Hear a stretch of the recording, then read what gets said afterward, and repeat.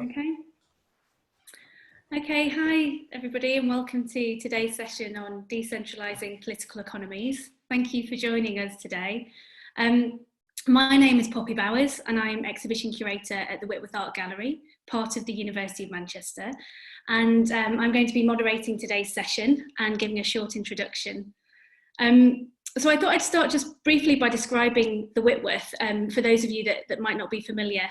The Whitworth is a public art gallery that was founded in 1889 with a strong social purpose to give free access to art and education.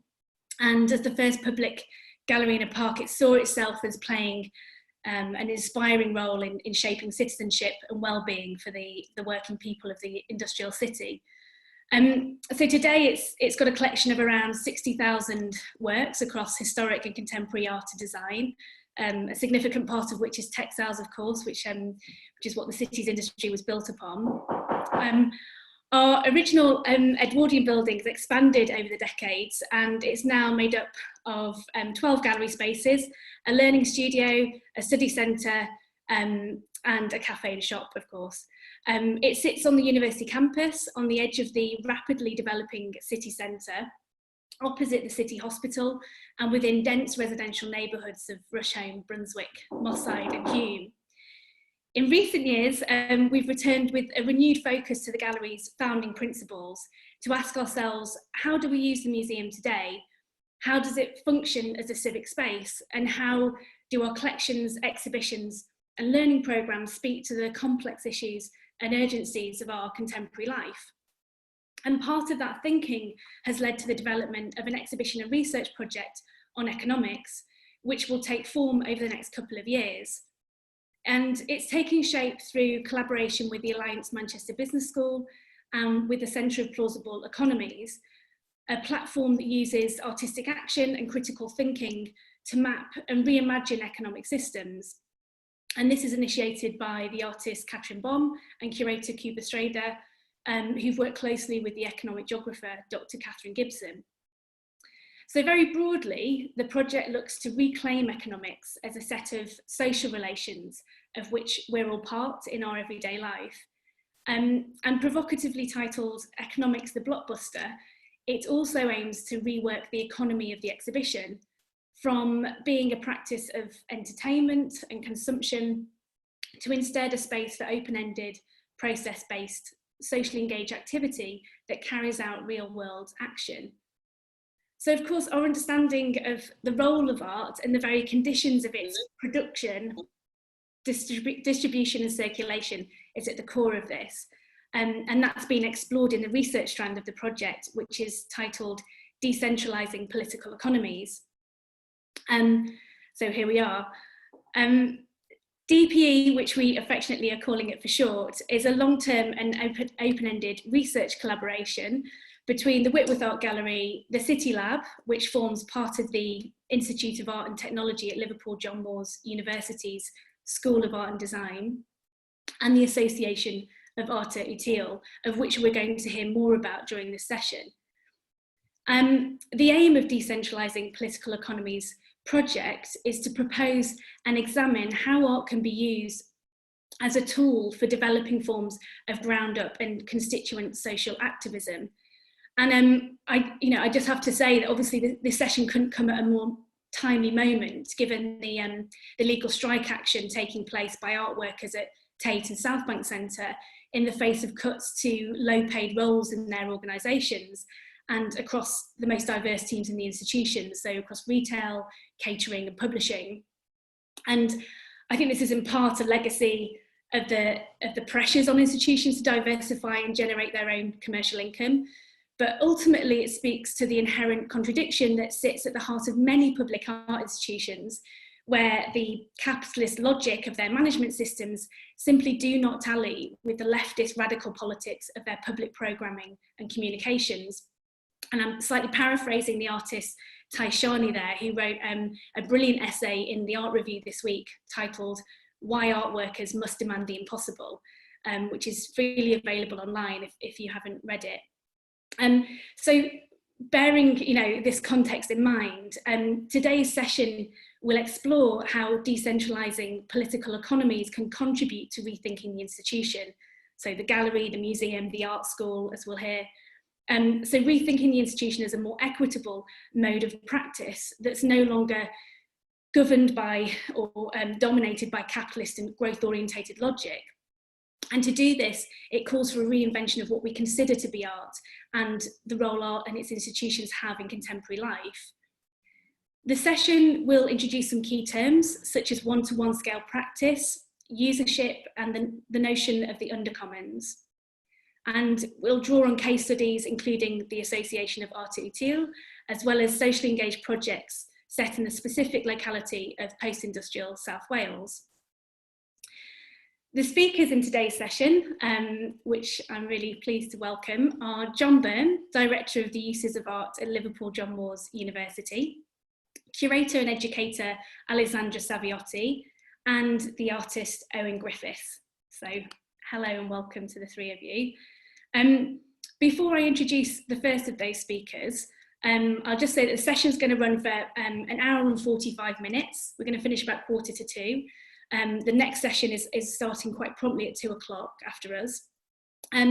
Each speaker will present for 20 minutes and then we'll have around 15 minutes for them to respond to each other and start a discussion before we then open it up to questions from the audience.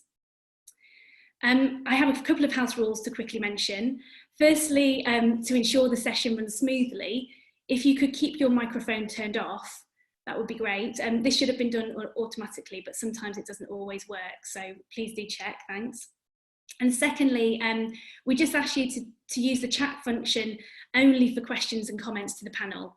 And we really do encourage questions, so please do write them into the chat box.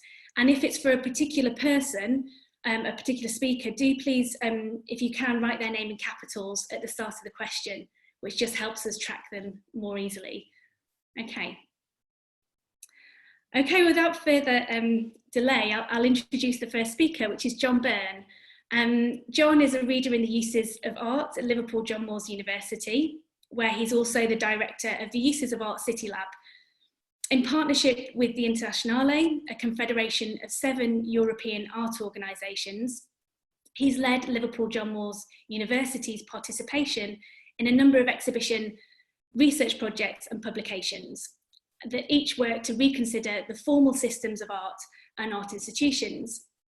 So these have included the Uses of Art, the Legacy of 1848 and 1989, a constituencies research strand, and he was lead editor of the resulting publication, The Constituent Museum, Constellations of Knowledge, Politics and Mediation, that was published in 2018.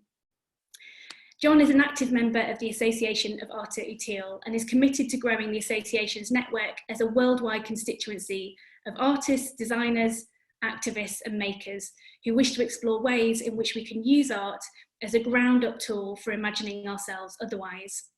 John is currently researcher in residence at the Whitworth, where I have the pleasure of working with him and talking and thinking with him. And he's lead researcher and editor of the Decentralizing Political Economies research platform. Okay, I'm going to hand over to you, John. Thank you. Okay, hi everybody. I'm going to just share a screen, if that's okay. Okay, thanks very much, Poppy, for the introduction, and to everybody for joining today.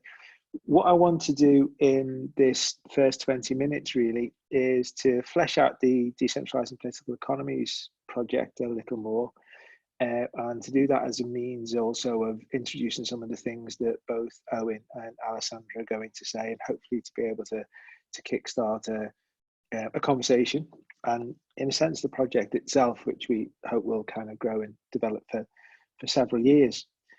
As Poppy's just outlined, Decentralizing Political Economies is a research collaboration between the Whitworth, the City Lab at Liverpool John Moores University School of Art and Design, and the Association of Art Utile. The kind of broad aim, also as Poppy's outlined, of the project is to begin to propose, develop and test toolkits for collaborative uses of art as a means to develop activist forms of constituency and community production. Initially, this was going to be a project which, works now. Initially, this was going to be a project which was going to take the form of a couple of seminars and perhaps a publication. But the COVID pandemic forced us a rethink, really. And after some conversations with Alistair Hudson, who's the director of the Whitworth Art Gallery, we thought it was a really important moment, as Poppy's outlined, to begin rethinking how we might use art as a tool for real ground-up social activism and change, and what role and function that museums and galleries could play in that form of activism as well. The impetus for this is, as we know, and as everybody's been discussing, that the whole COVID pandemic is forcing and accelerating every individual and community and local, regional, national and international community to begin rethinking itself. However, not all of that rethinking, as Poppy's just suggested, and as we all know, is coming from the left.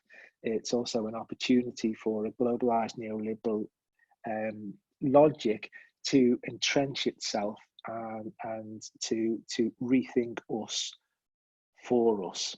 An obvious example of that, as I'm sure everybody knows, is the Great Reset project that the World Economic Forum suggested.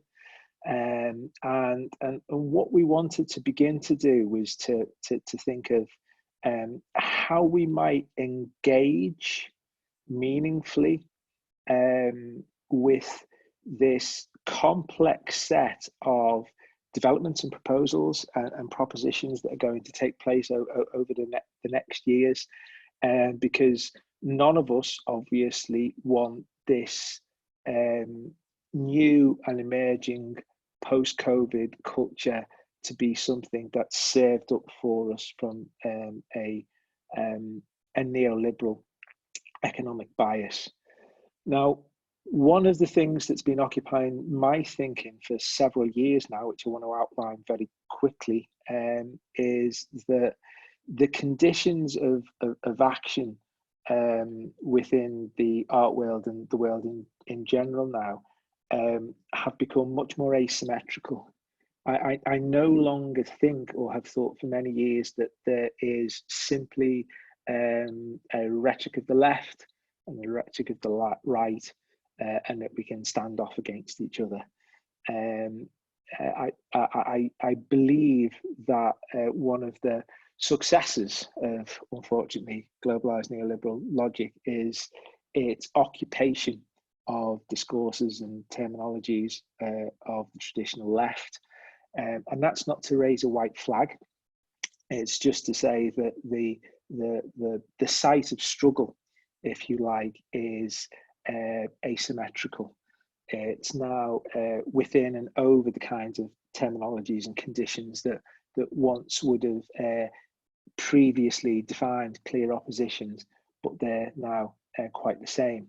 So I've got a couple of questions that I've kind of outlined that I want to look at.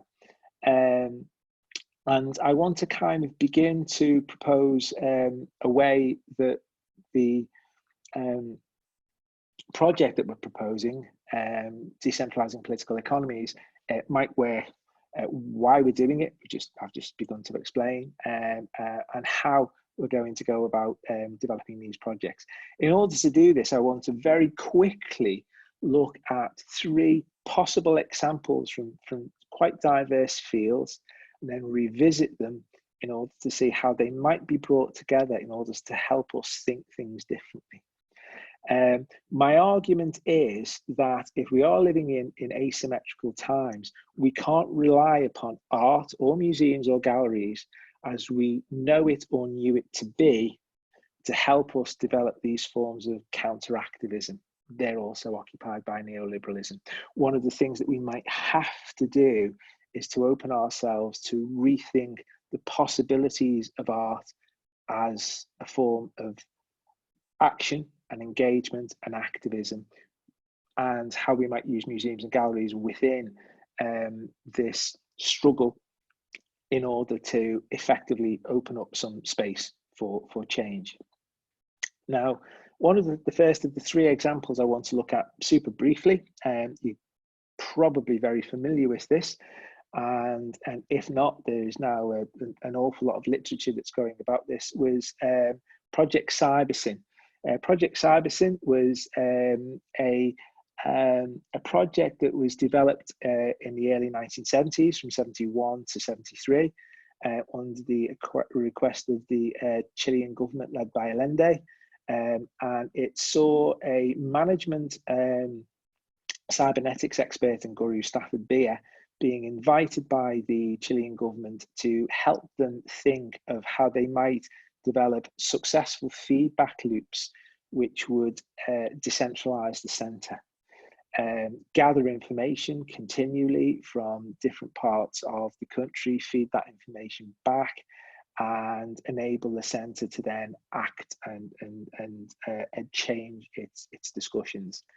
Now, one of the things that I'm becoming really interested in, and one of the key bulwarks of decentralizing political economies, is to look to a whole range of examples of practice and historical and contemporary theories that center around the notions of decentralization, political decentralization, and political opposition, that seek to support ideas of non-representational politics. Ideas such as Project Cybersyn are just one amongst many. You know, one can think of the Zapatista movement, for example, or the democratic confederalism proposed by Abdullah Öcalan. But key to this really is to think of these examples as resources and unfinished contested sites over which we can continue to develop our struggle to use museums and art as a propositional toolkit for real world social, economic and political exchange. My second example is an exhibition which took place in the Van Abbe Museum in the Netherlands between 2013 and 2014, called the Museum of Arte Utile. The Museum of Arte Utile brought together some of the ideas developed by an artist and artivist, as she often calls herself, Tanya Bagheera, and her proposition, which she began to develop around about 2010, 2011, of the global networked online association of Arte Utile, or useful art. The idea here was that art should no longer simply be a symbolic and representational model of how the world could be, but art could be used as a tool, not just by artists, but by communities for social, economic, political radicality and ground up change. Now, some of these ideas will be developed in the next discussion by Alessandro Saviotti, but you will see, as you're looking at the screen on the right, an image of the archive of the Arte Utile, which is an online resource of artists' works and propositions for social and cultural and community change.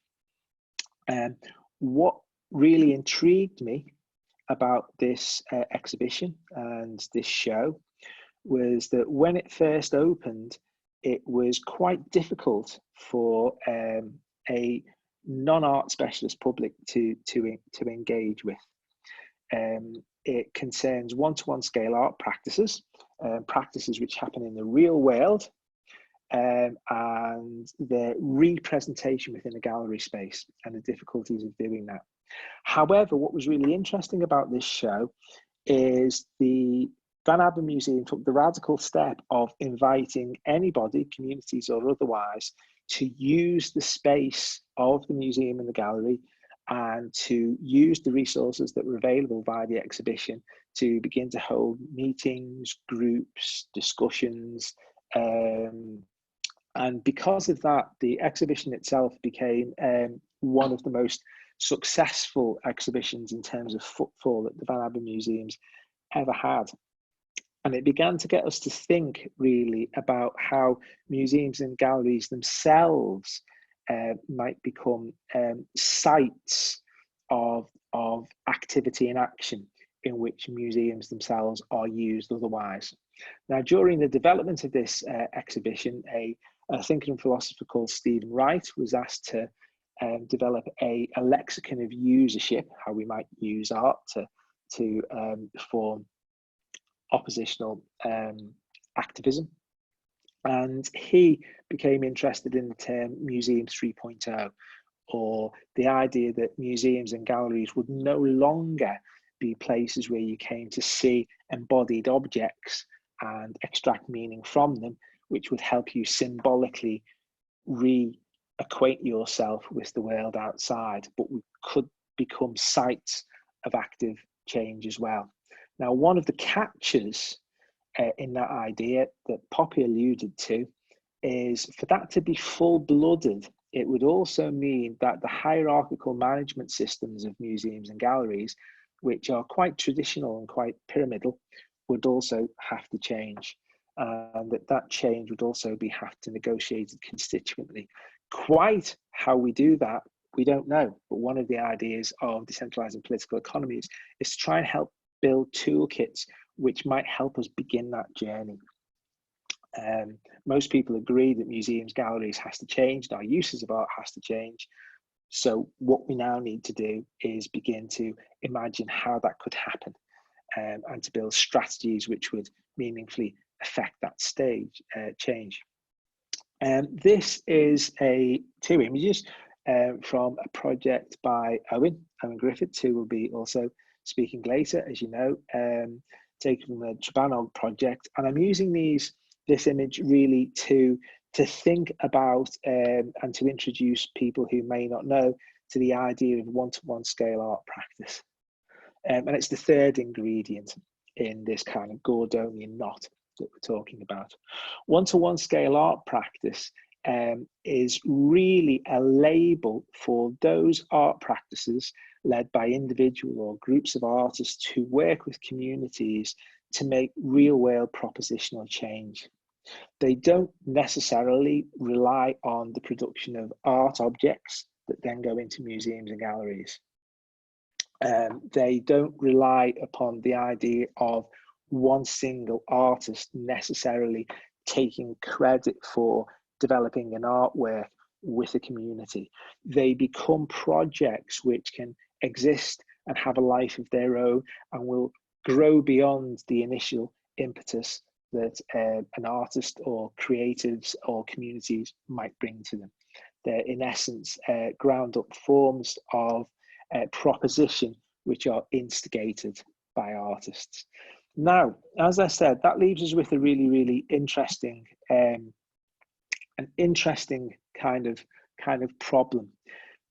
Museums and galleries, as we know them, are really only 200 years old. They start to happen as a consequence of the French Revolution, and their whole conceptual and physical architectures are built around seeing objects which we are now educated to think of as being separate from, though related to, the world outside the museum and gallery, made by special people called artists who embed a kind of quality within those objects that are then extracted by a viewer as a form of transaction underpinned by this Western art world logic, which then gives an aesthetical cultural experience which is emancipatory and can change the way we think and work with the world. What museums and galleries are very successful at doing because of this logic is taking anything into the purview of the art world system and reformatting it as art under those basic terms and conditions. What museums and galleries that we know as have been developed from the West aren't so good at is then extending that logic beyond the purview of the museum and art gallery and art world into everyday life. It begins to fall down. What we need to do because of that is to develop new ways of rethinking how we use museums, how we use art, how we begin to rethink the museum and gallery as a site of activism and social change, which will allow, in turn, users of museums and galleries and users of art to reacquaint themselves with the readily available forms of toolkits for activism and localized change, which they could then begin to use as meaningful propositions to challenge the centralization of deregulatory logic. And one of the things that we wish to do with this project, Decentralizing Political Economies, is to bring together discourses that are beginning to develop within museums and galleries that want to rethink their position and their relationship to their communities locally, nationally, and internationally. Artists who want to work in different ways, and constituents who want to use art as forms of proposition alternative change, and to begin to suggest, as I began this introduction with, toolkits for change, which will allow us to think outside a primarily Western purview of artistic experience. Now that's a very, very difficult proposition. It's something which is going to be the beginning and start of a process which has already begun in different places. It's something which we can't second guess. It's something which we will need to work towards. And for the purposes of this particular project, this particular contribution to those growing global debates, as I suggest, we want to use the resources of historical and existing and future propositions of decentralizing political radicality in terms of thought and practice as a means to rethink how we might use art, and we might reuse museums and galleries as power stations for social, political, and economic opposition in ways that don't simply replicate the neoliberal logic of the centre. And I guess I can end there. Great, thanks so much, John. Hopefully everyone can hear me. Thank you for that. That introduces some great thoughts that we can take up, that Alessandra and Owen can take up. So I'm now going to introduce the second speaker, which is Alessandra Saviotti, who is a curator and educator who lives in Amsterdam. She's a PhD candidate at the Liverpool John Moores University School of Art and Design, where her focus is on socially engaged art, collaborative practices, and arte utile. Her work aims to realise projects where the public becomes a co-producer in the spirit of usership. Her reflection is taking into consideration collaborative processes according to the motto, cooperation is better than competition. She is co-founder of the art collective Asperamente, a group which focuses on the common definition of work in progress, seeking the contribution of operators in other fields than art for interdisciplinary projects that are free from time constraints. She was part of the curatorial team of the Museum of Arte Utile, which John has just mentioned, at the Van Abbe Museum. And since 2014, she's been collaborating with the Association of Arte Utile, especially aiming at emancipating the usership around the archive. She's tutor at the International Master Artist Educator at the University of the Arts in Arnhem, and also teaches at Accademia Unidi in Biella, Italy. Alessandra, over to you. Thank you, Poppy. So I'm gonna share my screen too. Just a second. All right, can you see it? Yeah. All right, so first of all, I would like to thank all the organizers also of this conference, because I have been watching the previous sessions and it was really awesome. So thank you for that. And also thank you to Poppy, Owen and John to be here. Hopefully we will have a conversation together later. So some of the key words were already mentioned before. So I will expand a little bit on how the Arte Utile archive, which was put together for the Museum of Arte Utile exhibition at the Van Amme Museum, has been used in the context of education, both formal and informal. And in particular, I will introduce two projects. One is called Broadcasting the Archive, that I co-curated with Gemma Medina Estupinian. Basically it became a real tool we used to sort of infiltrate the institution of education, suggesting and implementing another way of teaching, which is also inspired by feminist and critical pedagogy and the idea of the undercommons as well. And then I will, in the second part of the presentation, I will explain how the Associazione d'Arte Utile used its way of, let's say, being, and so not a formal institution or association or an organization, to gain traction in the institutional environment, such as, for instance, the museum collection, using its very same principle.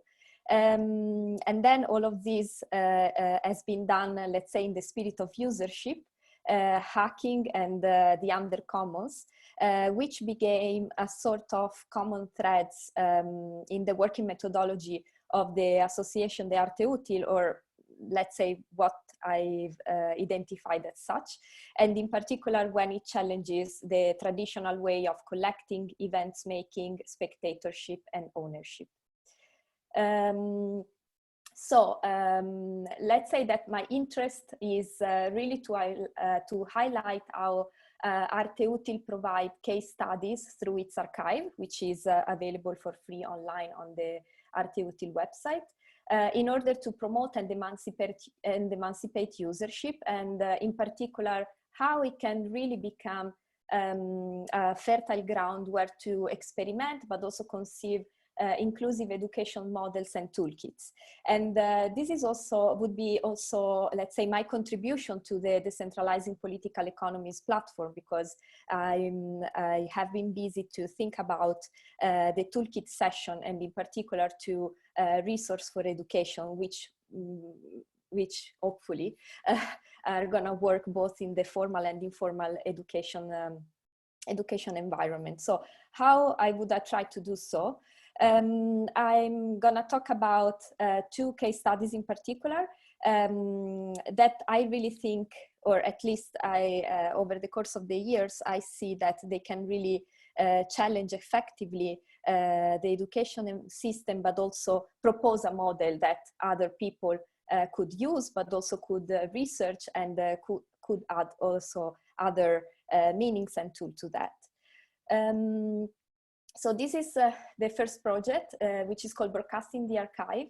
Broadcasting the Archive is a collaborative project that I have been curated together with my colleague Gemma Medina Estupinian. We started putting together the project in 2015, right after the Museum of Arte Utile exhibition was over, because we were pretty much, let's say, working in close collaboration with the artists whose practices and projects are included into the archive. And we really wanted to, we were always talking about, okay, how can we use the archive? This project is really meaningful and amazing. How can we really try to, you know, to support also this kind of practices beyond the museum and beyond the time of the exhibition. So our aim after the exhibition was over was to become serious about what we were trying to say with the exhibition. So let's repurpose the museum. Let's try to use the spaces of the museum in another way, and so on. So, and also we decided to develop the project independently, even though we were always in conversation with Tania Bruguera, of course, and with the museum, the Van Abbe Museum, but also a different kind of institutions,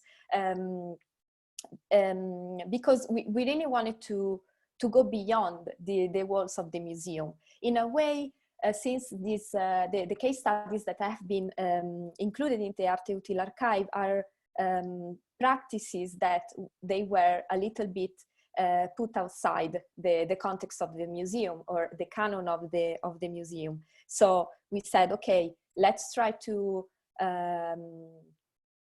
find a way to really support these kind of practices and artists also beyond the context of the exhibition. So the project basically consisted and consists, because it's it's still ongoing, even if it transformed itself. So it consisted of a series of city tours, workshops, taking into consideration the Arte Utile archive, but also at a certain point we started to understand that we really needed to go deep into the research. So we really needed to go deep to understand the urgencies of the artists, but also of the constituencies and of the group, sometimes of activists that they created this project.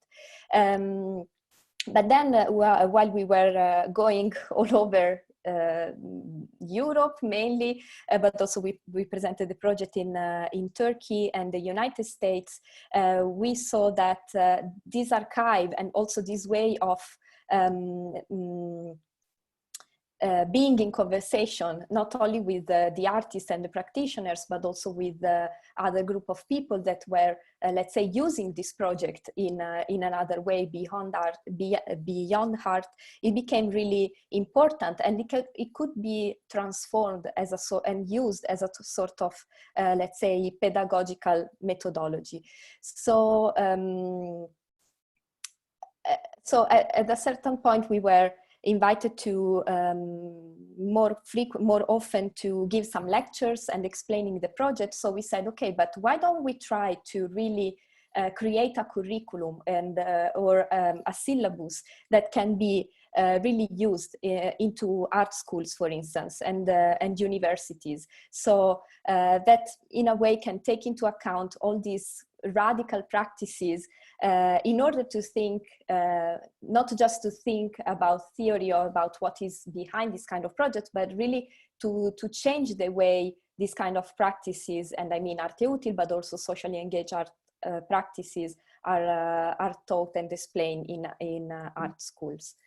So then after we started a little bit working with this idea of creating a curriculum, we were, let's say, we faced a sort of struggle, which is it possible to teach a radical approach that seeks to reorganize the existing configuration of the system within the system itself?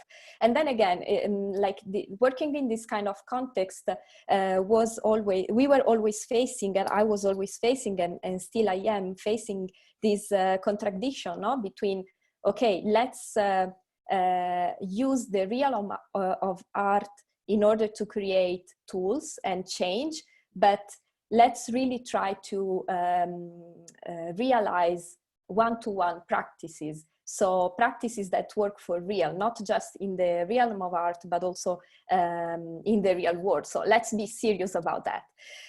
So we implemented a curriculum which is part of the International Master Artist Educator, where I teach with my collaborator, Gemma, at the University of the Arts in Arnhem, the Netherlands. And to create a curriculum, we really use the same methodology. So the curriculum comprehends city tours, visits to special exhibitions that are close to the topic of Arte Utile, and then of course every time changes, because museums and institutions every here organize different exhibitions. So it's really, let's say, flexible the way we work.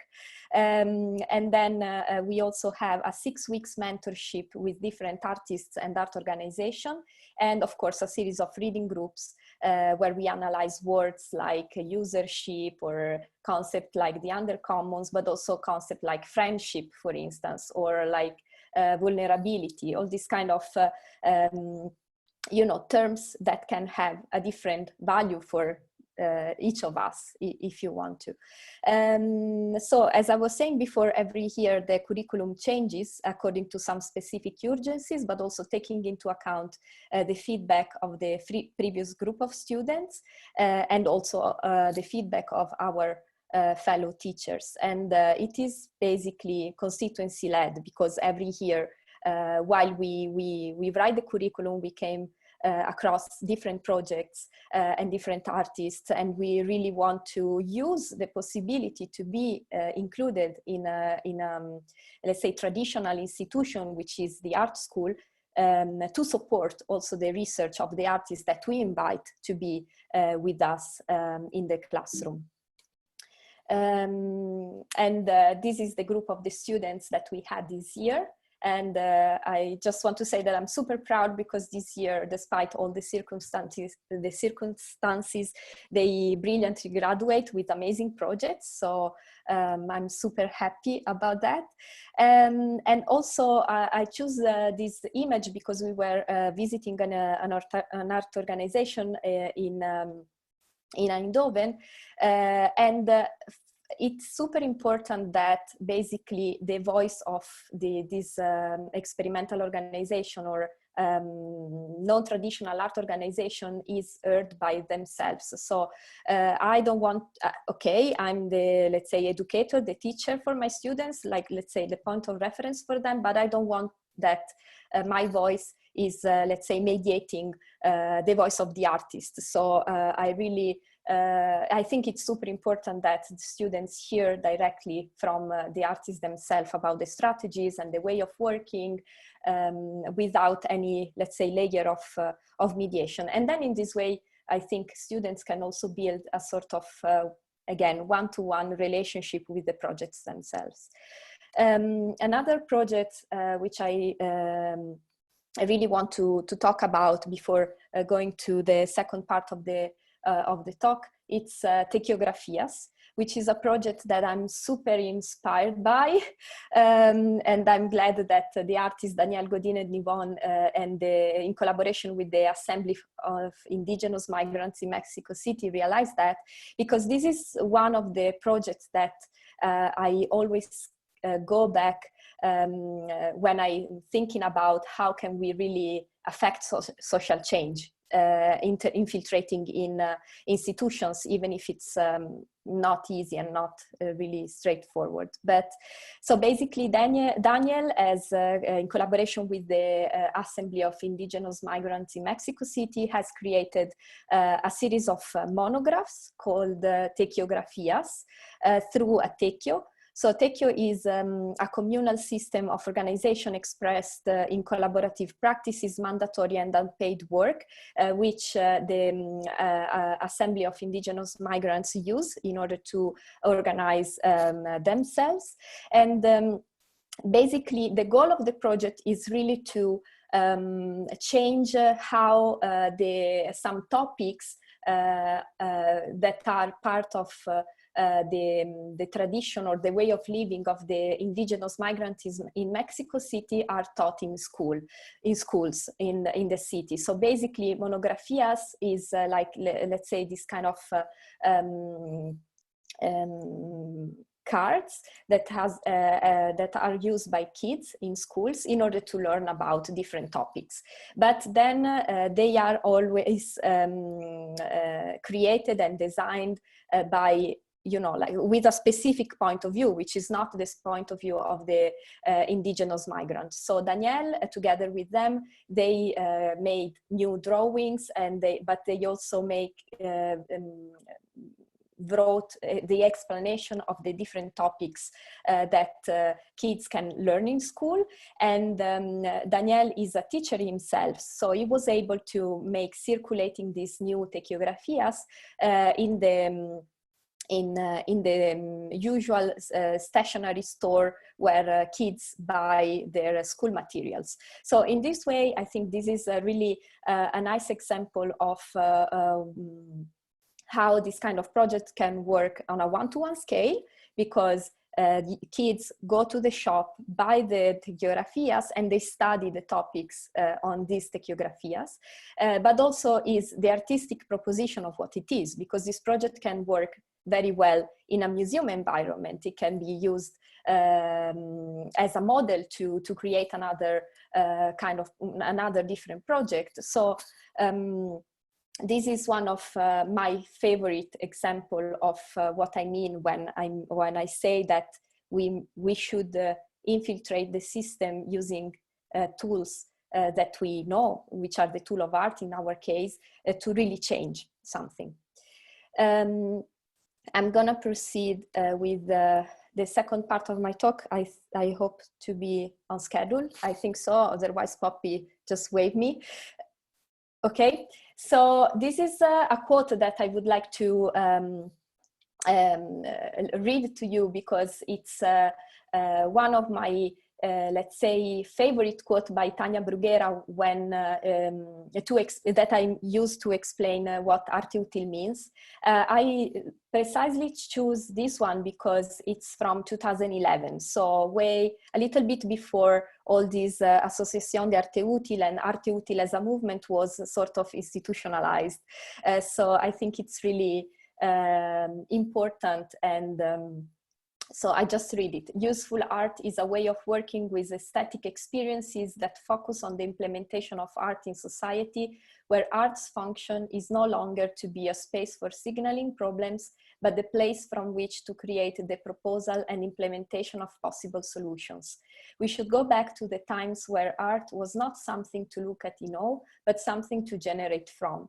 If it's political art, it deals with the consequences. If it deals with the consequences, I think it has to be useful art. So I really think that one way to really intervene and change the way institution operates is really starting from ourselves. Also because museums and institutions, you know, like are made by the people that work in there and run the institutions. Of course, also, you know, like if we think about space, it's super important to change the space and to welcome other kind of bodies in the institutions. But I think we really need to be serious and to be brave and to start from the way we work and the way we understand our work and what does it mean to really change something. So going back to the idea of the archive, at a certain point after the exhibition was over, we received a lot of requests on using these archives. So we started thinking, okay, but how can we avoid that this structure, this kind of structure that you see in the presentation, becomes the only way of using the archive? And also, how can we be serious in considering that the archive is not just only a work of art, but is something else, something that it needs to be fed, it needs to be activated, etc. And also, how can we question the praxis of events making that doesn't consider different temporalities of working with constituencies that are not contemporary art trained audiences? And this is something that also John explained a little bit before. So we decided to really push for the acquisition of the archive, which already exists online for free.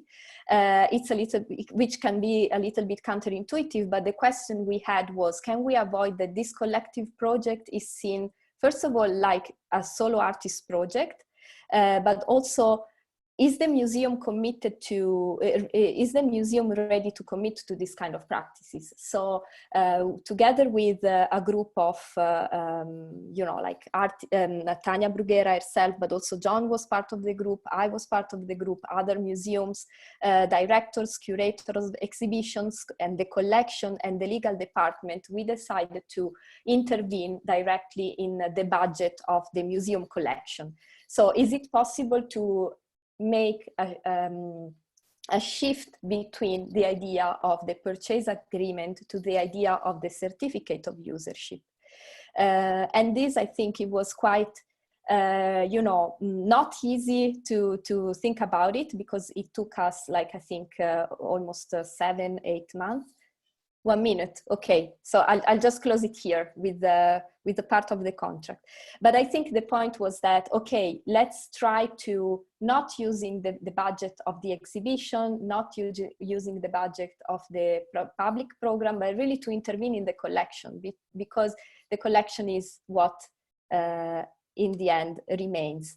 So I'm just gonna finish in reading a section of the contract, which I think it's quite, I really like it, and I think it's also quite interesting. And this is like the real contract, is not like something that, like an exercise in that. So in agreeing to co-usership of the Arte Utile archive, the institution who buys carries out an act of generosity and commitment to support the public recognition of Arte Utile.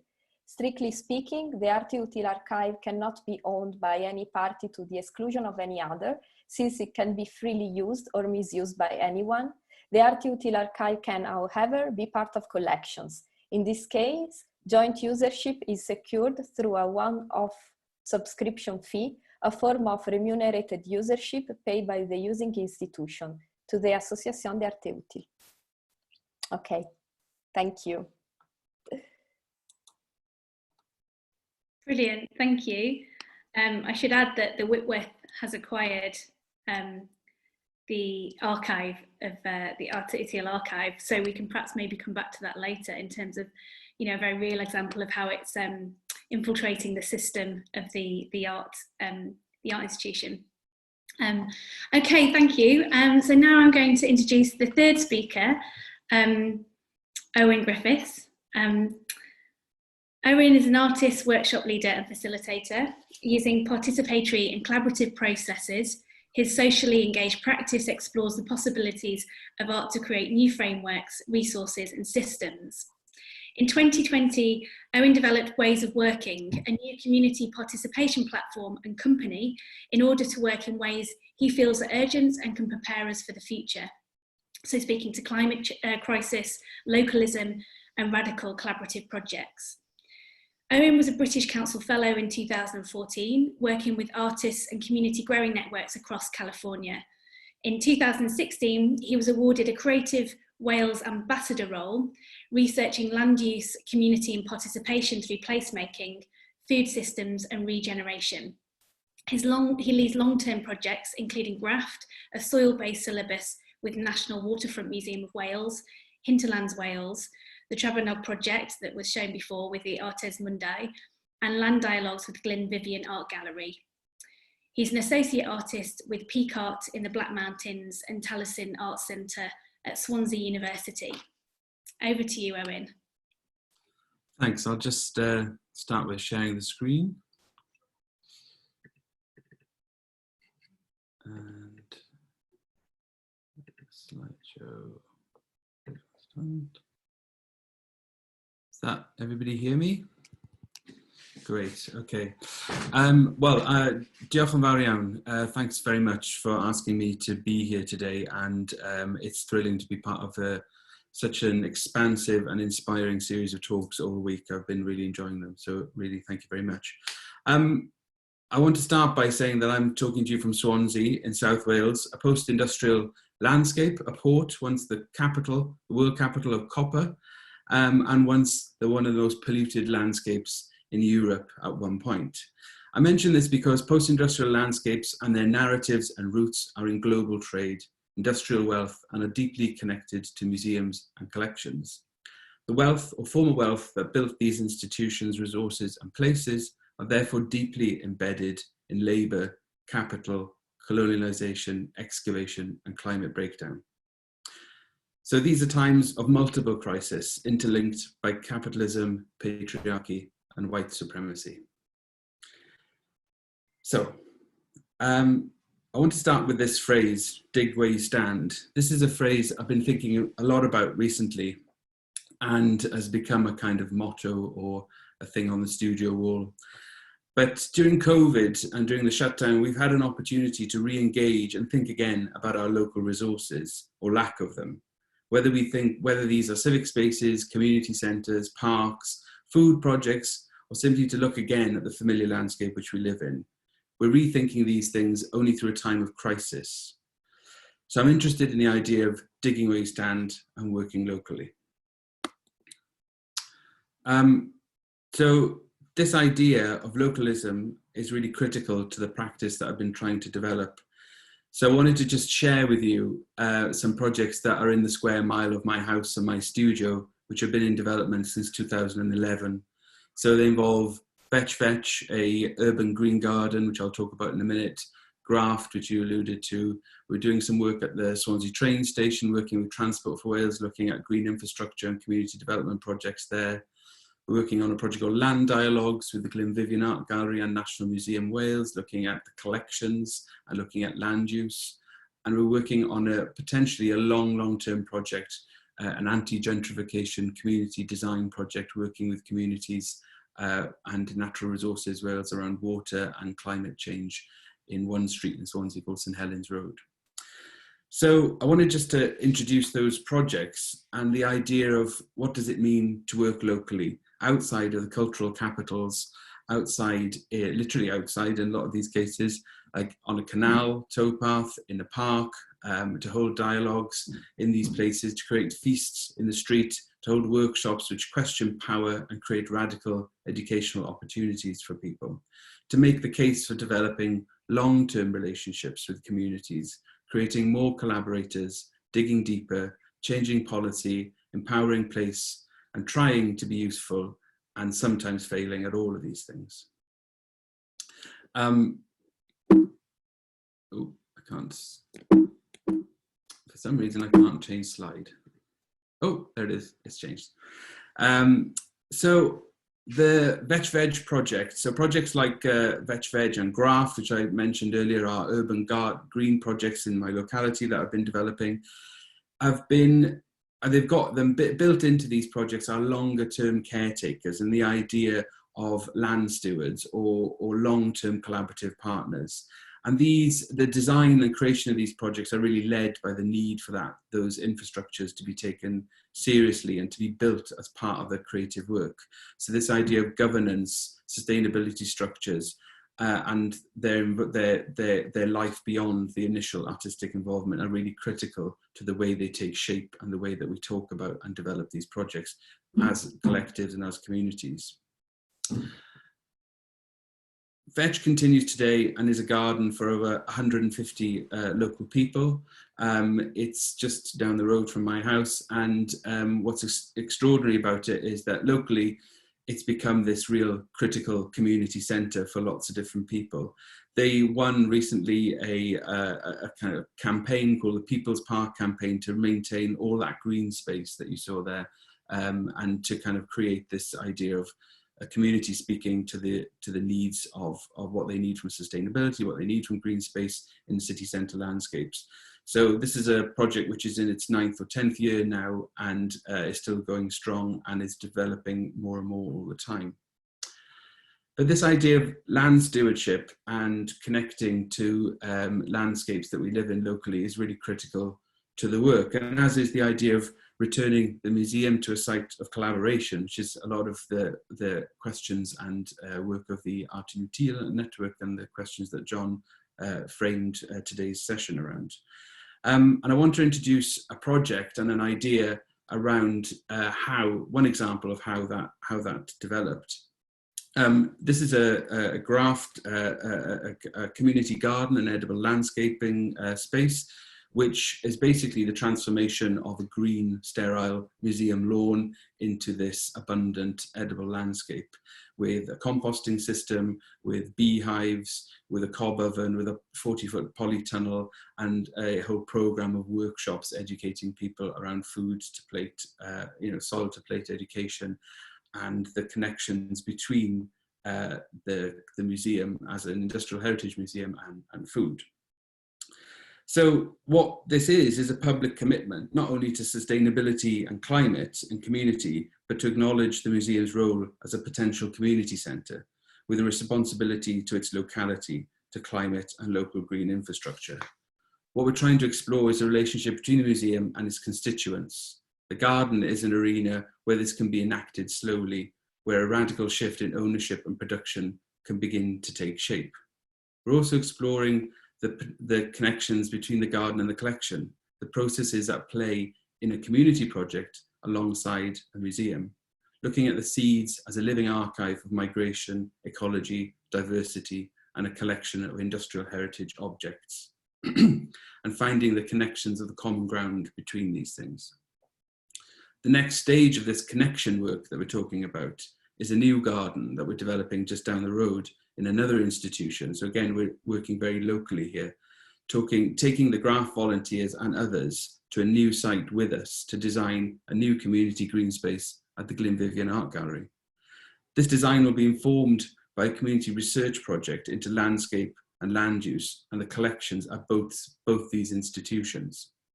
If we can understand the true narratives of the post-industrial landscapes and the connections between the collections, we can try and design a space or try to reimagine this familiar space again to make a truly radical new community green space informed by these histories of oppression, of excavation of materials, of capital and trade and their connectivity.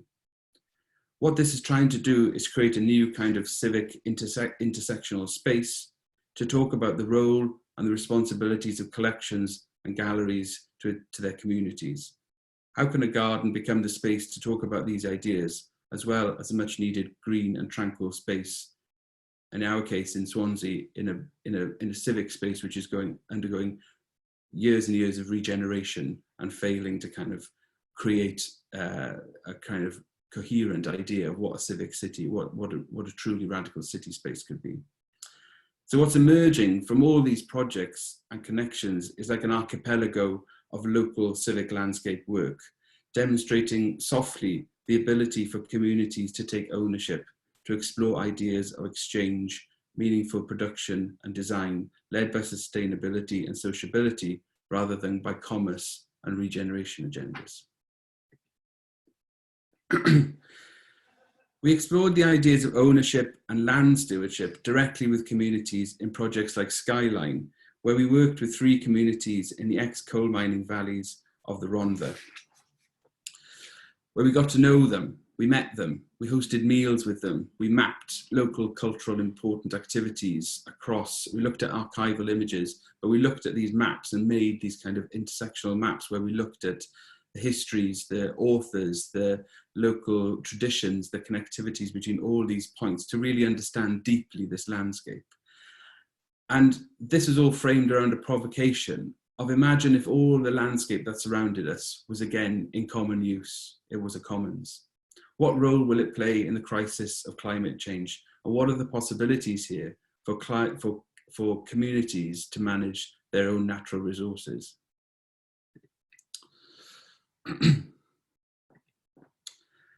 This land was once common.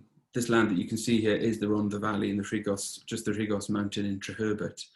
This land was once commons, farmland, broadleaf woodlands, full of oaks, crisscrossed by ancient walkways and bridle paths, where people would tell us stories about walking to the mine over the hill, over the top of the hill, and then walking home underground through a network of tunnels back to their own village. They're now, pine forests managed by Natural Resources, where the Environment Agency. They're kind of monocultural capitalist hillsides, which are logged at a loss, which is just a timber, it's not construction grade timber, and they're just a landscape waiting to be reactivated. One of the really interesting things was that we had these amazing conversations with community elders who were adopting the roles of land stewards. They were with the goal of bringing young people back to these landscapes, protecting the natural resources for future generations. During this project, we met with sustainability experts, explored small-scale crofting, created feasibility studies, looked at hydroelectric schemes, sustainable logging projects, and alternative economic models of community ownership of these landscapes. We mapped the stories and the culture, explored the relationship and the materials that were extracted, and their journey as part of a global capital exchange, and the austerity that followed the 1980s Tory government's systematic destruction of these communities, and the connections between the mines of South Wales and the projects of empire. I'm going to stay in the Rhondda Valley a little bit now, so we're going to go to the Trebanog project. But these slides are kind of provocations and kind of a series of statements that John and I have been talking and working around. So challenging the patterns of dominance and power, these are kind of critical ideas to how these works take shape. So the Toronto project is a really interesting example of this idea of long-term relationship, getting to know a community and getting to playing at odds with the expectations of the cultural commissioning forces in these projects, where you're expected to fly in, make a work and leave. And what's interesting about a lot of these projects is that I'm still engaged in a lot of these things. I'm still engaged with these communities. So models of friendship, models of alternative collaborative ways of working are really critical. And you can see that in the way that we're trying to make these statements with the people. There is no alternative.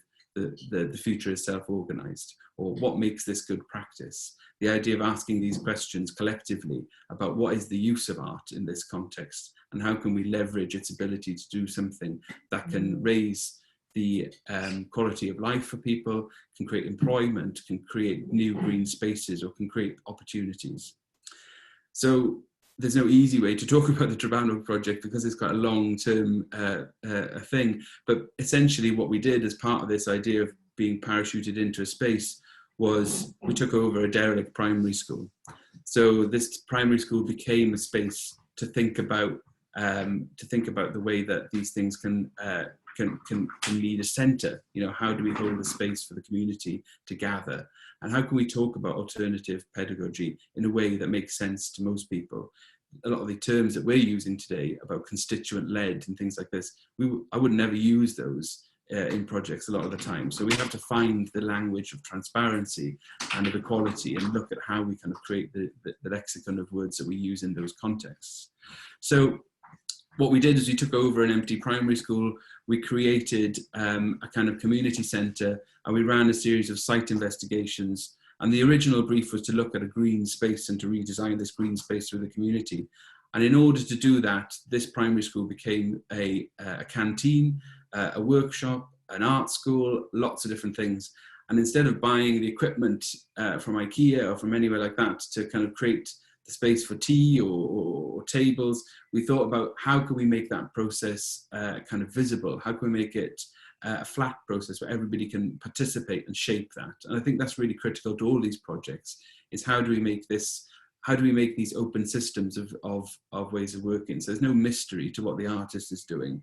There's no kind of like, oh, it's weird and it's happening over there. It's happening with you, it's happening in this space, and we're doing it together. And it doesn't matter if it looks or feels like art. It's about making an infrastructure in order to be together and to talk about what we need to do.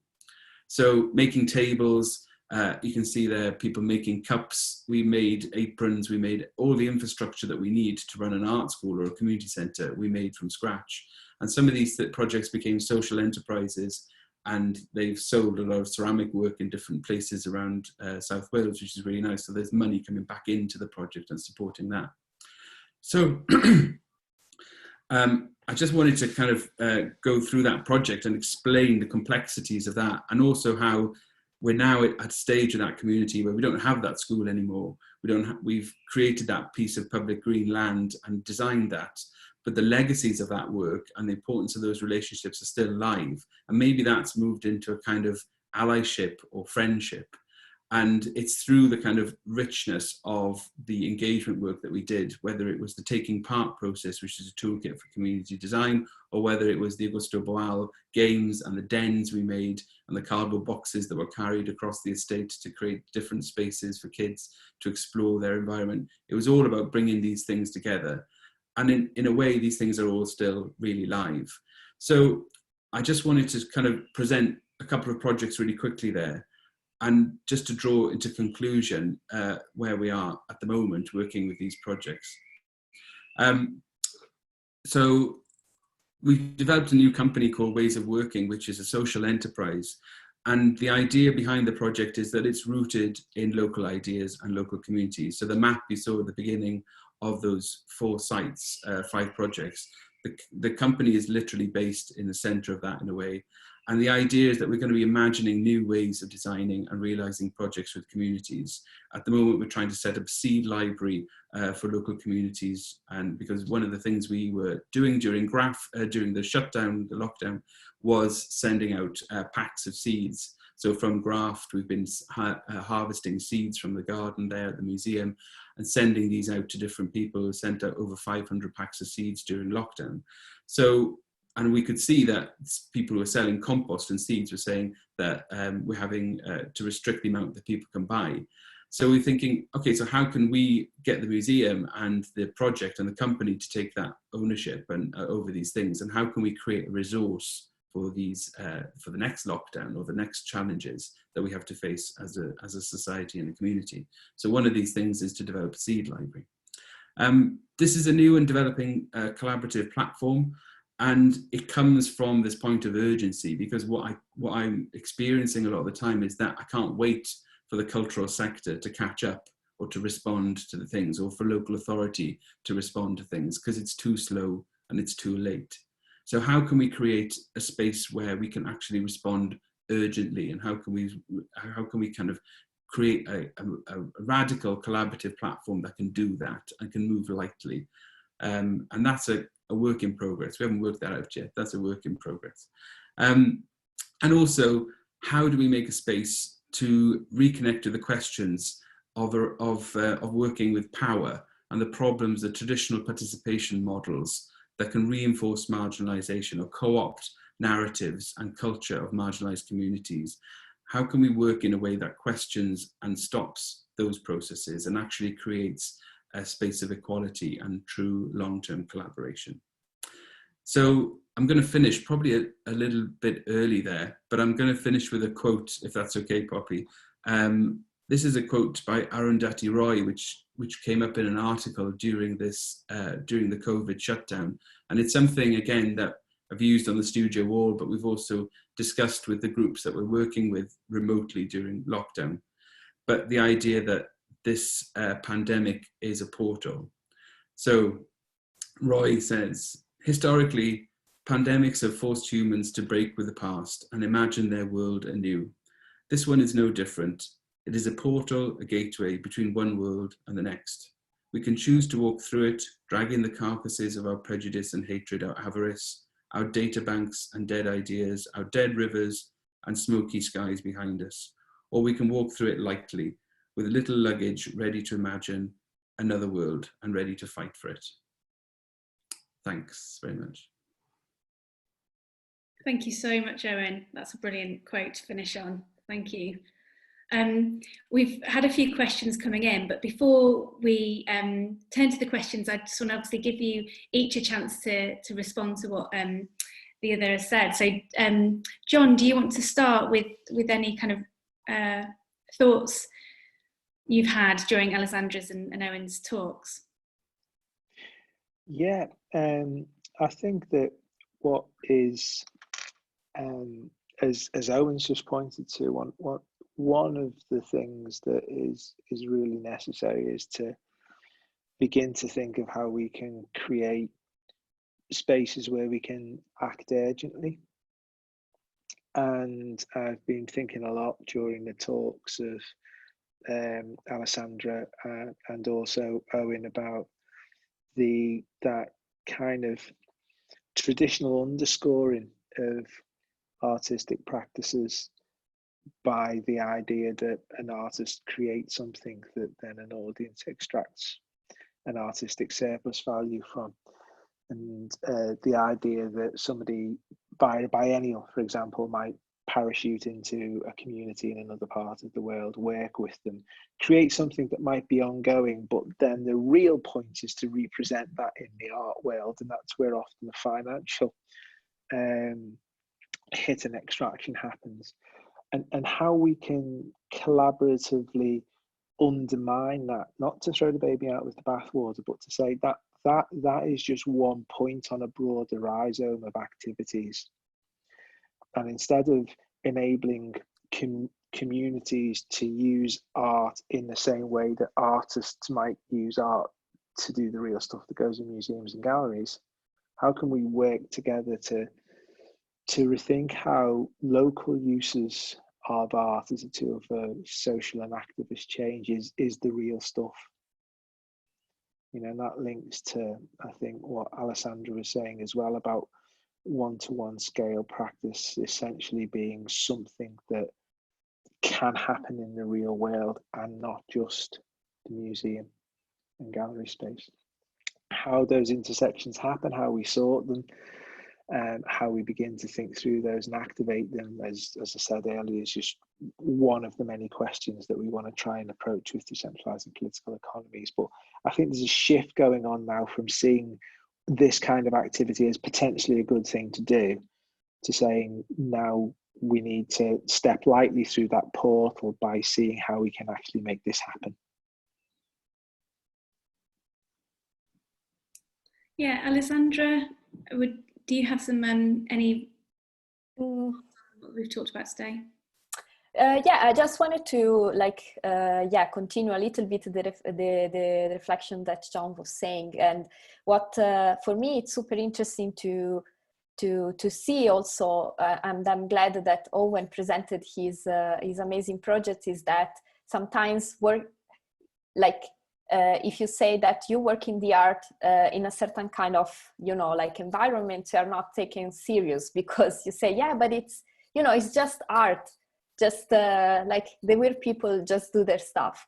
And this is something that back in the days was really, let's say, make me questioning why I was working in the art at all, because I felt this kind of fire inside, but nobody was taking me seriously.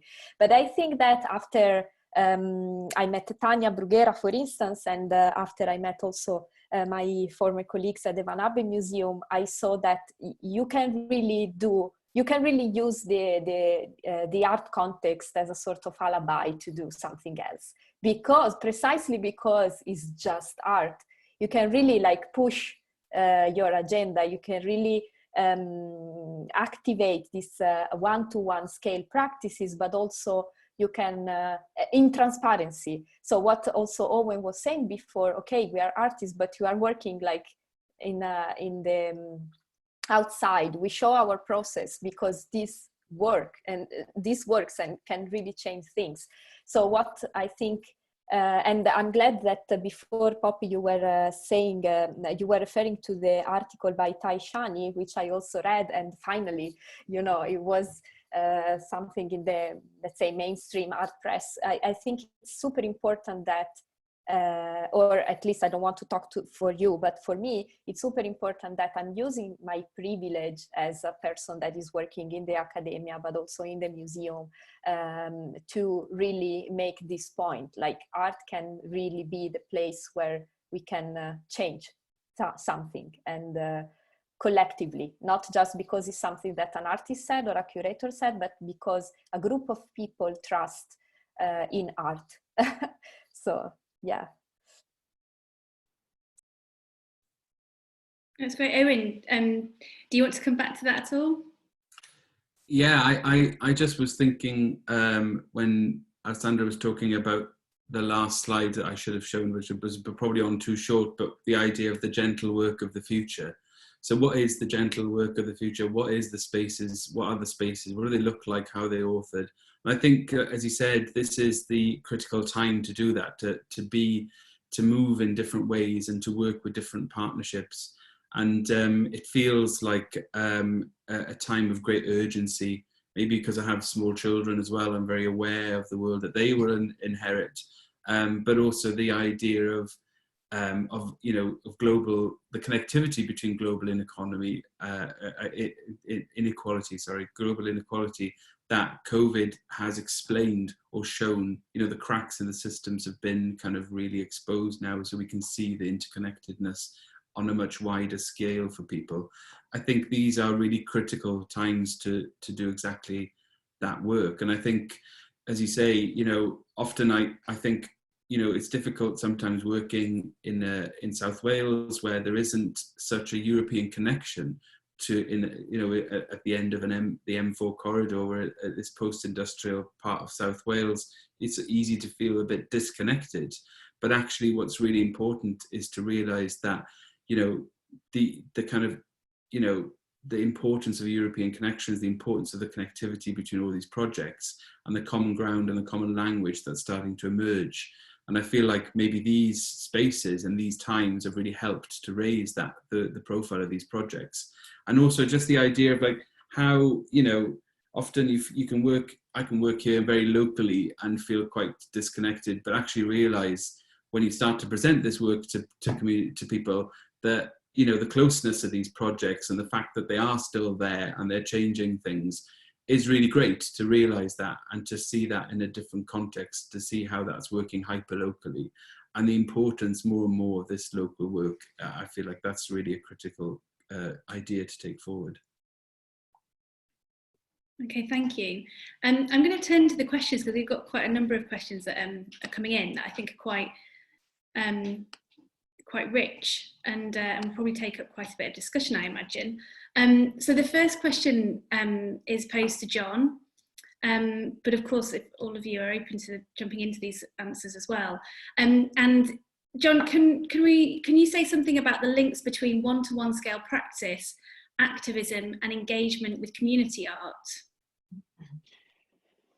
Yeah, it's a really good question. I kind of was trying to address that in a little way before.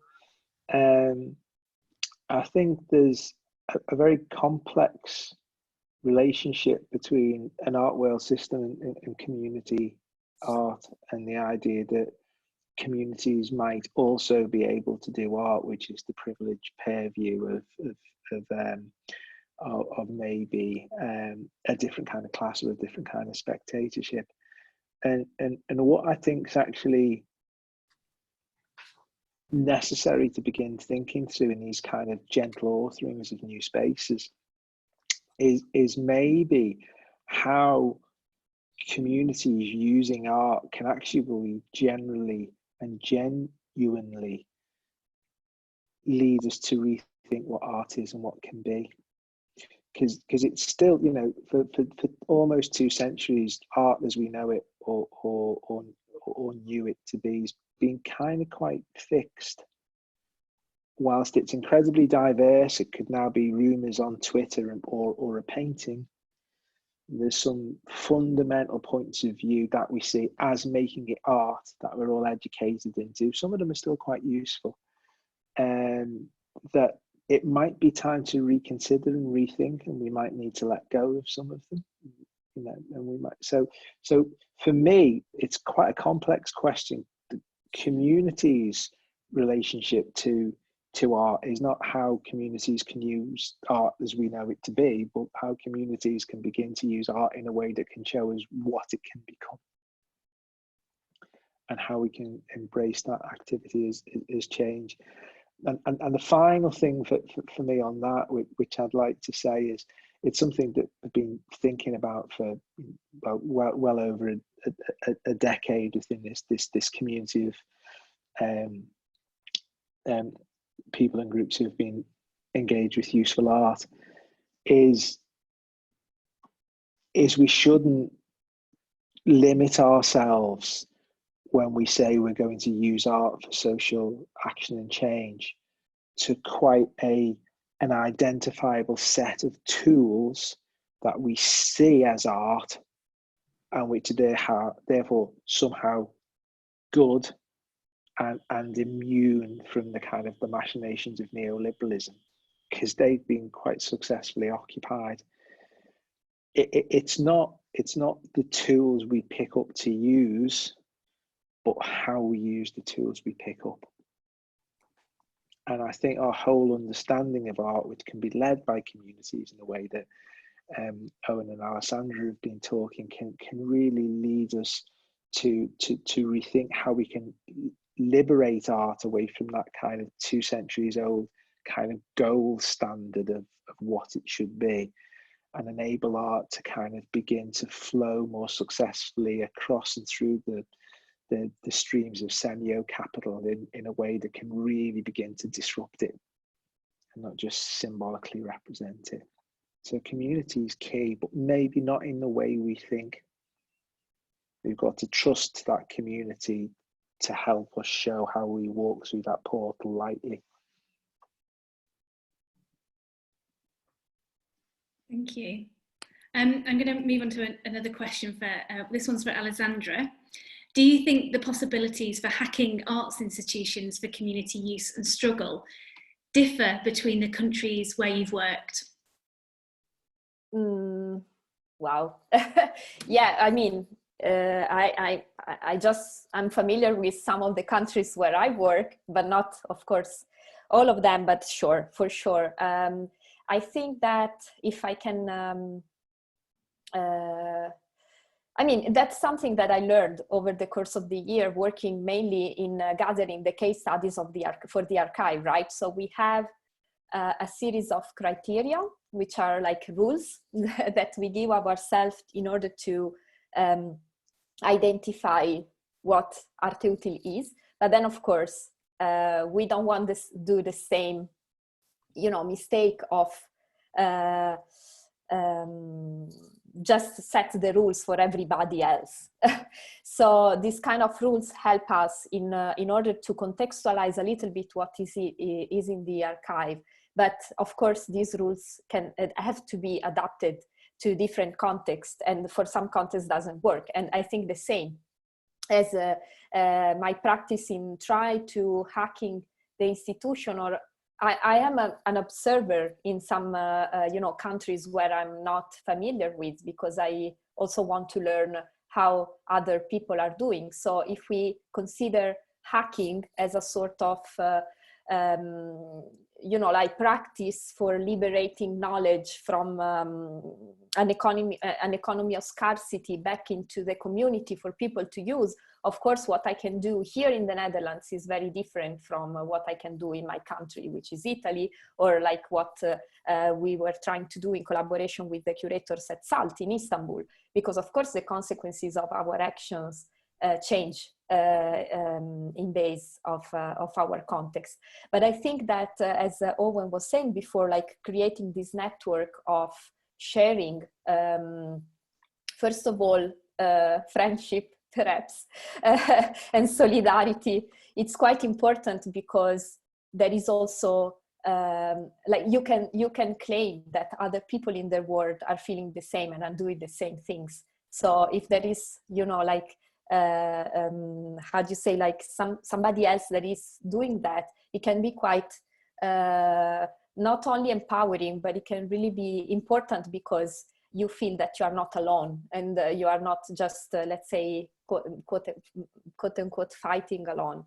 So at least for me, this was something that it is super important, where I'm trying to propose this idea of let's use art as a sort of alibi, or as a tool to change our condition. Of course, it's changing. It changes all the time, and also because I don't know how to do it everywhere. So it's fascinating, to be working in this kind of context, because it's always transforming and informing, like itself through the exchange with other artists, practitioners, activists, but like non-trained contemporary art people, etc., etc. Thank you. I'm going to move to a few questions to Owen, which sort of relate to this idea of working outside. So the first one is, how do you reappropriate the commons from private property? Buy it, lease it, ask the local government or a land trust to buy it, ask for it to be donated, ? Do you work with the local government to use urban planning to maintain and expand the commons? Okay, yeah, I think the commons has been a term that we've used a lot and we've heard a lot about in the last couple of years, but actually I think the true meaning of the commons and we're seriously disconnected from. So a lot of this work is an attempt to kind of bring that word back into usage, or back into a collective imagination, to reimagine a commons. So even though that those gardens are public spaces or could be described in some ways as commons, technically they're not commons at all. They're owned by local authority or by National Museum. But what we're trying to do in the projects is to subvert the usage, and linking back to something that John was talking about, the idea that communities and communities are the ones that shape policy. You know, how can we, if we could get into a place where that is really deeply reconnected, if we could get to a place where actually we're using culture and community to shape the policies we have locally. And that's what's kind of happened in some of these things locally, in that some of these pieces of land which were earmarked for development, and the campaigns from the communities that we've worked with have kept them green. So they've changed those things locally in a hyperlocal way. So whilst they're still not commons technically, there is an element of kind of investing in something collectively. And I was thinking again recently about during lockdown. I don't know if people are fortunate to live next to a park like I am, but the importance of that park during lockdown has been huge. And in a way, what I've been trying to write about the last couple of weeks is reimagining these places as commons. What would happen if we kind of re-collectivized these park spaces and these green spaces, rewilded them, or looked at different ways of multi-usership, where actually, you know, we really take, so most of the time we take these places for granted. So I think, you know, we work a lot with local authority. We work a lot in kind of long, sometimes very long and painful dialogues with local authority and planners and people like that, who again have that impression that it's only art, so it doesn't really matter or whatever. And then slowly they see that actually the art thing that they thought was this soft lefty thing that was happening over there actually gradually gave people ownership over space. So it allows, you know, the process of these art projects allows things to take root. And that's what we're trying to do, really. And what was really nice about the Graph project was one of the ways that the community secretly started to plan to keep that space green was to plant apple trees. So they planted Welsh heritage apple trees out in the space, and suddenly, and they named it, they claimed it as an orchard. And I think there's something really nice about that kind of direct action, which comes from community, but comes back to that thing of how we met, how we make that space together through the artwork. So I hope that answers some of those questions about how we negotiate landscape and the idea, the poetic ideas of the commons, but also the idea of how we try to make, you know, one of the things I forgot to mention, for example, is that the gardens, the raised beds, the compost systems, the beekeeping that we do, all of these things are workshops or are curriculums in a way. So everything has been built with the same carpenter, and he teaches that work locally. He lives just down the road. His name is Avion. He's an incredible carpenter, and he works with the communities to teach them how to build those raised beds. We work with a local beekeeper who teaches young people from a pupil exclusion unit in a local comprehensive school to become our beekeepers. So there's 4 or 5 kids who come once a week to learn and look after our bees with us, and they're responsible for that thing. So it's about saying that these knowledge systems and these skills, they might seem, you know, I don't know anything about gardening, or I don't know anything about carpentry, but through the project, we can make them open source technology. We can make them part of the commons in a way, and that's what we're trying to do in the projects. Okay, and someone's asked, obviously within that, is there any resistance from the local community? Because obviously we can't assume that there's just a general consensus across the community. So I don't know if there's any, it's probably lots as there are in life, but is there any, you know, particular kind of instances or surprises that, you know, you've had to work through? Yeah, there's always resistance, and there's always kind of what is this, you know, like calls of what is the use of this project, or why is it art, or can you explain, and why? Usually it's about why is it art, why are you calling this art, or why do you need to call it art? And in a way, that's the least important part of the identity of a project like that. But resistance generally is fairly low, because what we're doing is really gentle work. So it's really about offering a space, and of course there is resistance. I'm not trying to paint a utopian picture of what it's like to do this work. It's very frustrating at times, but also what we're trying to do is make a space where you respond to the community's needs, so that you are actually hoping to create something which is useful, or which is kind of calling into question what and how we live. So yeah, we kind of have that resistance often, but usually if the way around it is to kind of work with people in a kind of empowering way, to kind of hear voices, to make spaces through things like food or feasts, or communal gatherings where you can actually hear those ideas and respond to those things. Like Skyline, for example, is a really interesting one, because we explored so many different options for that landscape, and that's going into the next round of that project now. So we've one of the feasibility studies that came out of that is to look at small scale logging. So one of the things we're looking at is to say, how will that logging be done with local people using horses, and going back to the landscape to do a traditional way of managing that landscape. So, some people are resistant to that, and some people want, motorbike parks and things like that. But it's about compromise, and it's about saying that these things will have a kind of a democratic space, which we can talk about them and we can develop them. But resistance happens all the time, yeah. Okay, I'm going to rush through these. We've got quite a few questions coming in, which is really exciting, but I know we're running out of time. So I'm going to try and put a couple together. One was aimed at Owen again, about how we stop this work being interpreted by soft capitalism. And then they reference the programme Manktopia, which I don't know if anyone else has been watching, which is the £1 million property development, about the vast and very rapid urban development of Manchester. But in that, they put a yoga class in a new build apartment block to encourage a sense of community for potential buyers. And I guess tagging on to that question, so holding that there, how is this work being stop it being interpreted by soft capitalism? Is it exclusive to the museum, gallery, artists? A second question is also to Alessandra and John, which is, how do we protect these projects from big money and associated big vanity, as art and museums are two of the most main conduits for funneling excess money? So I wonder if you can respond to those two questions. I don't know who wants to go first. Yeah, I'll have a quick stab at that. Really quickly, how can you stop the appropriation of these projects by soft capitalism? You can't.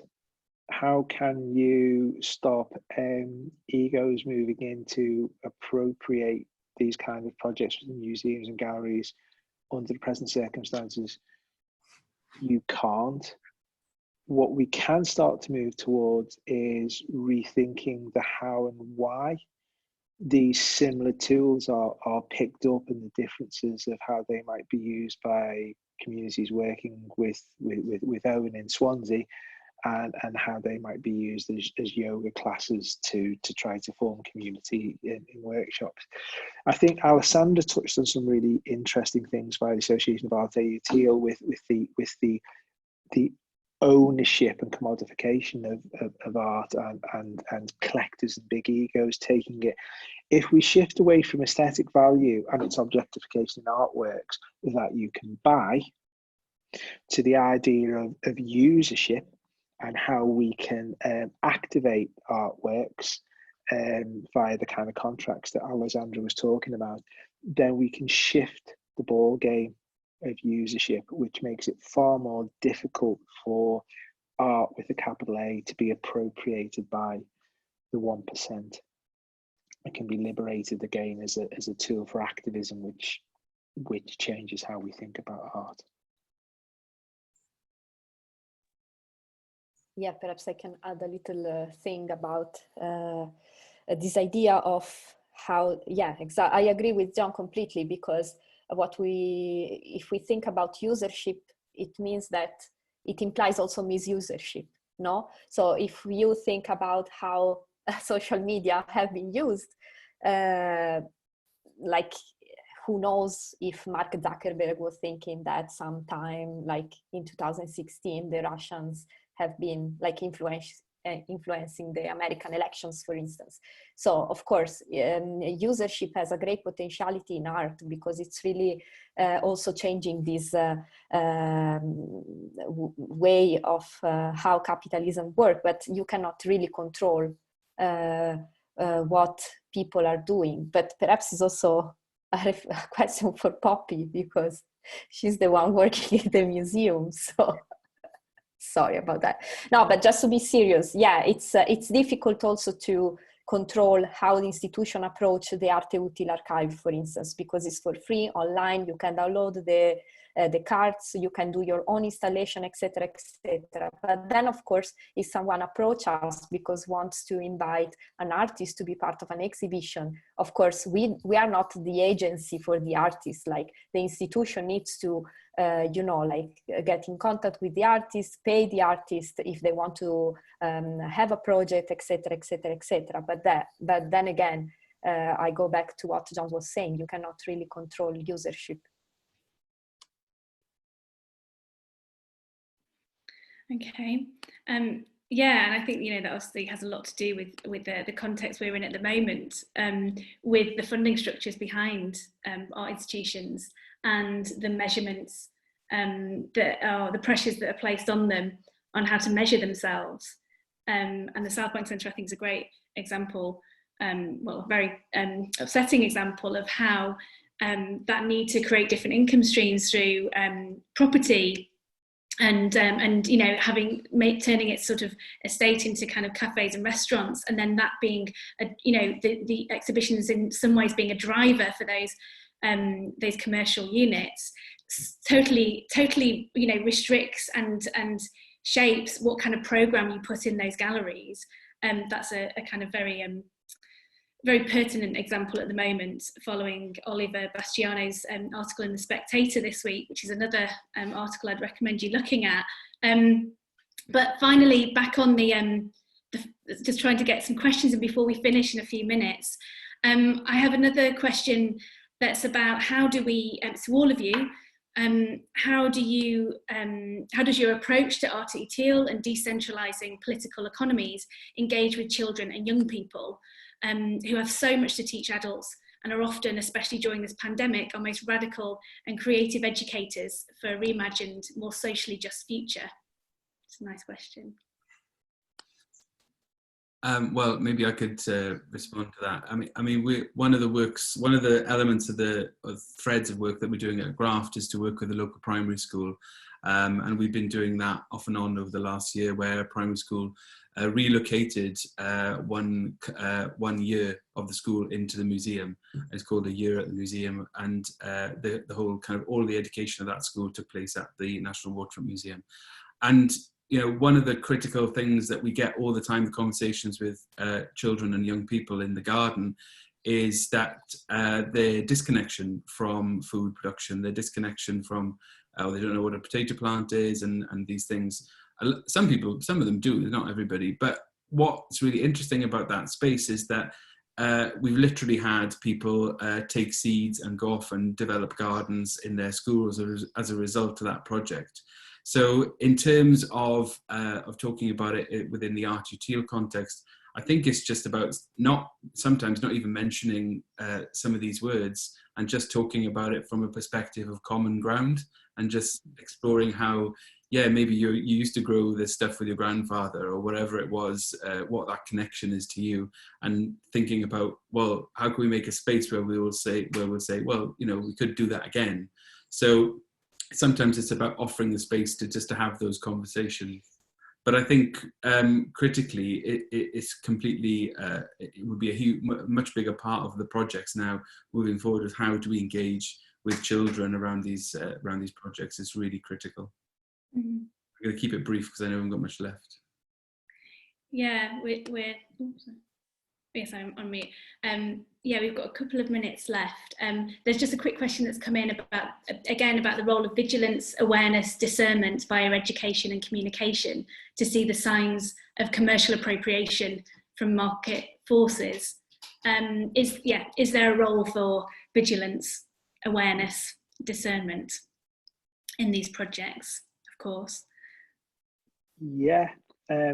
I think one of the things that we might need to do as part of the shift is begin to move from an idea that art's about aesthetic value and rethink how we might evaluate art and how we use it and all of those questions by thinking of its use value.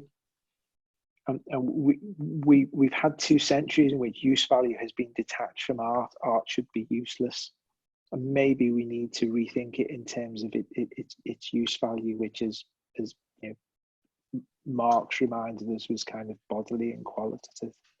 And that, you know, the whole thing of usership is a way of rethinking that, I think. That's great. Okay, well, I know we better end that session there, because I know there's a bit of prep for the next session that's starting at 2 o'clock, which I hope everybody's able to continue to attend and be with us. Thank you so much to the 3 of you, Joanne, Alexandra and Owen. It was really brilliant, and there's lots of ideas and thoughts there, and especially questions that have come in to kind of have a sharp focus on some of the points that you become more familiar with. So thank you to everybody that's sent in questions, and thanks very much to the Colloquium team for inviting us to do this session. We've really enjoyed it, so thank you. Yeah. Thanks. Thank you. Bye. Bye.